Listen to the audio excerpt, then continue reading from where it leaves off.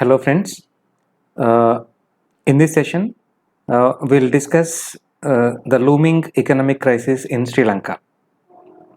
As you are familiar, Sri Lanka has been going through a severe economic crisis, and this crisis is followed by rising popular unrest, protests, discontent among people is visible on the streets in Sri Lanka.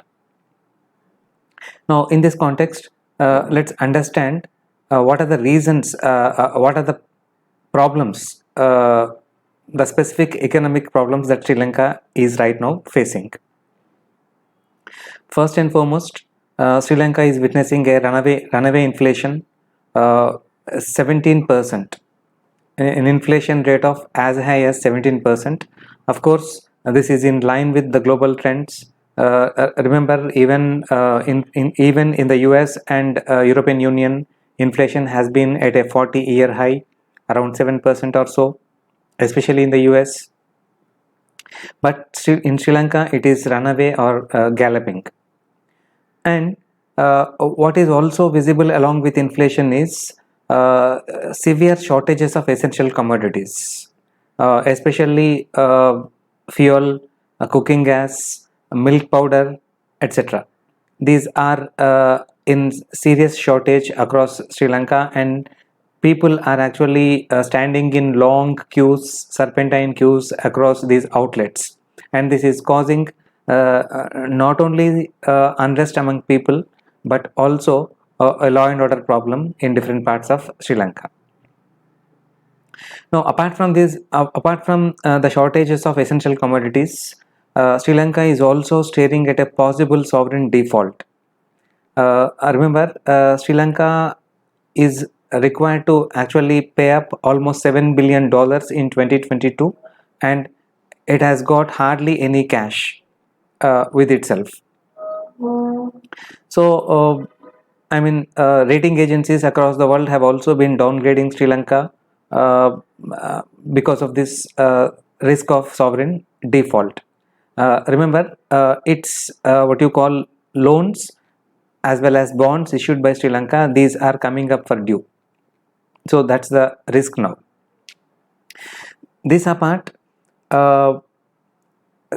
currency Sri Lankan rupee had actually been depreciating, and Sri Lankan government itself has depreciated its currency, and I think almost 50% drop in Sri Lanka's currency in the recent past.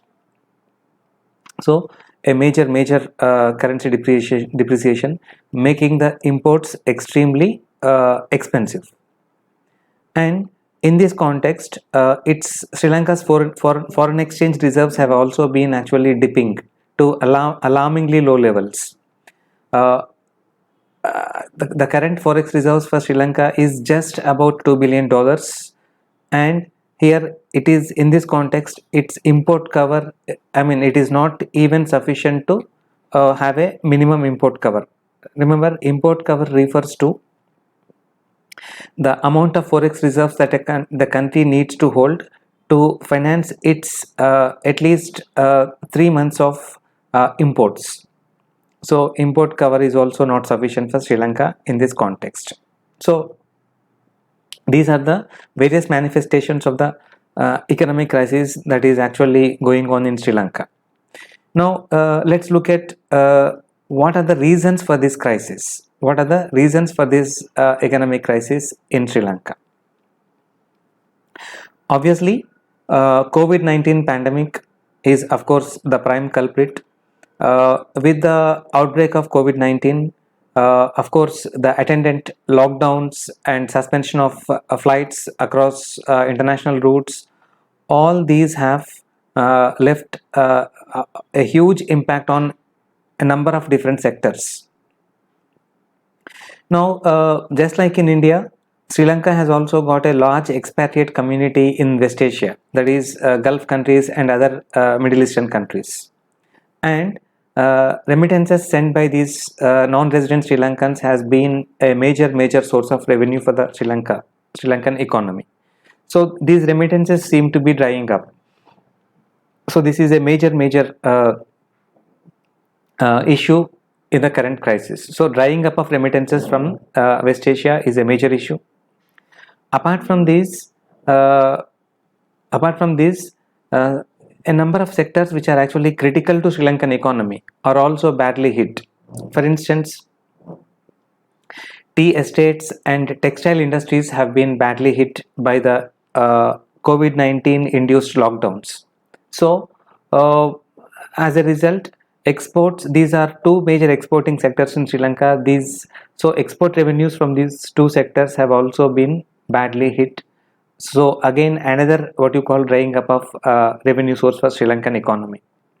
And what is actually serious is that textile sector, you are familiar, is an employment intensive sector, and tea sector is also employment intensive. And because of bad phases in these two sectors, job losses have also been huge. So rising unemployment is also a major problem in Sri Lanka. Apart from this, as you are familiar, tourism has also been badly hit by COVID-19 induced lockdowns and suspension of international flights. So, Sri Lanka, a major tourist destination, so tourism revenue has also been what you call choked because of COVID-19 pandemic. Apart from this, there are of course there is of course a very important reason actually uh, for the current crisis, and this has got to do with Sri Lanka's own policy making. Remember, Sri Lankan government has in the recent past introduced a mandatory organic farming. Now remember, to address the what you call ecological crisis in Sri Lanka's agriculture, to restore its environmental stability, Sri Lankan government has mandated organic farming to the exclusion of chemical-based agriculture. So this compulsory organic farming has also hit food supplies badly, and this is one of the reasons for the current shortages of essential commodities. Now, apart from this, in order to address shortages of essential commodities, the Sri Lankan government has also brought in a number of restrictions with respect to, the management of food grains, etc. Now, in response, in response to controls, price controls, etc., traders have resorted to hoarding. So, distortions created by Sri Lanka's own policies. This is also one of the reasons for the current economic crisis. And this crisis involving shortages of essential commodities, galloping inflation, uh, this has led to popular unrest in Sri Lanka. Common people are actually coming onto streets protesting. At the same time, political parties have been vehemently criticizing the government for its inept handling of the current economic crisis. And civil society and media have also been scathing in their attacks on Sri Lankan government. Now, in this context, of course, the government, of course, you are familiar, is mostly led by Rajapaksa brothers, Gotabaya Rajapaksa, the president, the prime minister, former president, and of course, another brother from the Rajapaksa clan is also the foreign minister. So, just one single family has been managing Sri Lanka's government. In this context, what are the solutions?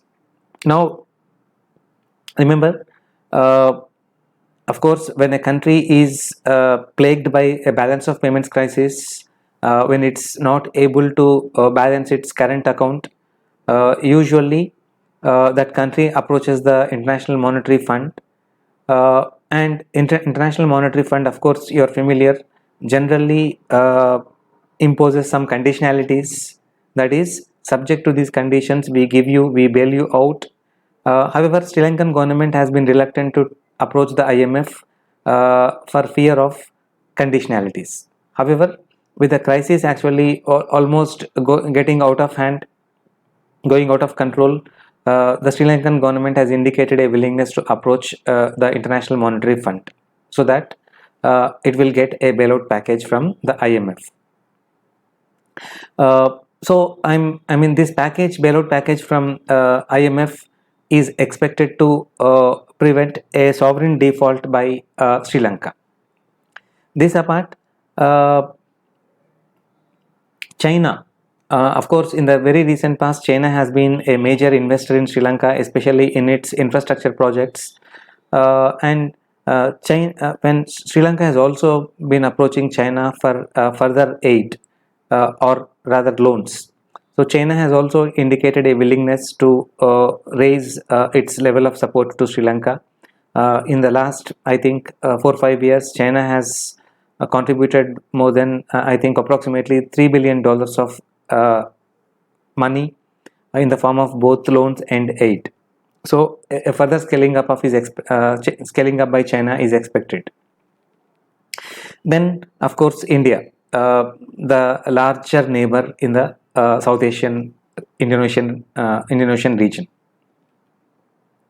and of course, Sri Lanka has been engaged with the government of India at the highest level, from the level of its president to the prime minister to its external affairs minister.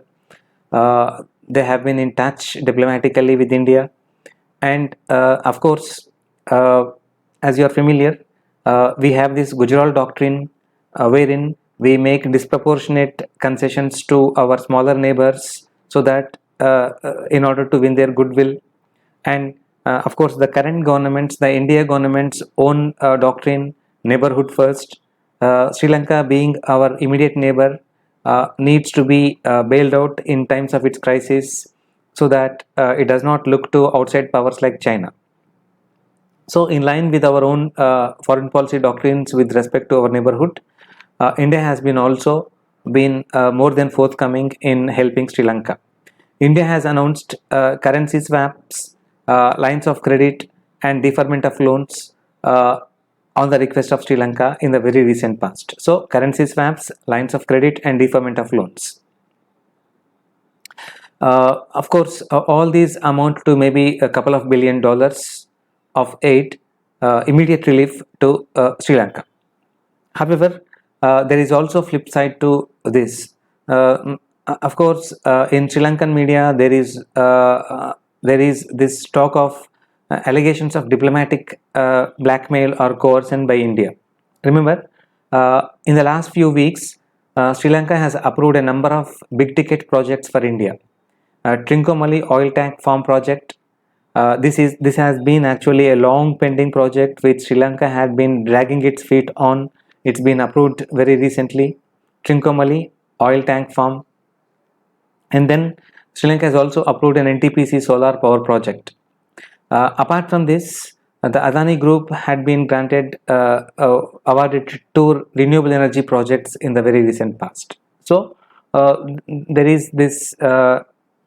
are these rumors of India actually getting its way in return for its financial aid.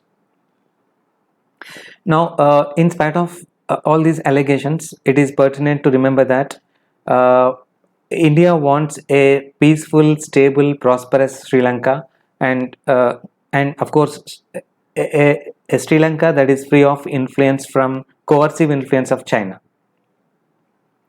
So a friend in need is a friend indeed, and India has actually been rising to the occasion to bail Sri Lanka out of the current morass. With this, we conclude this session. Thank you.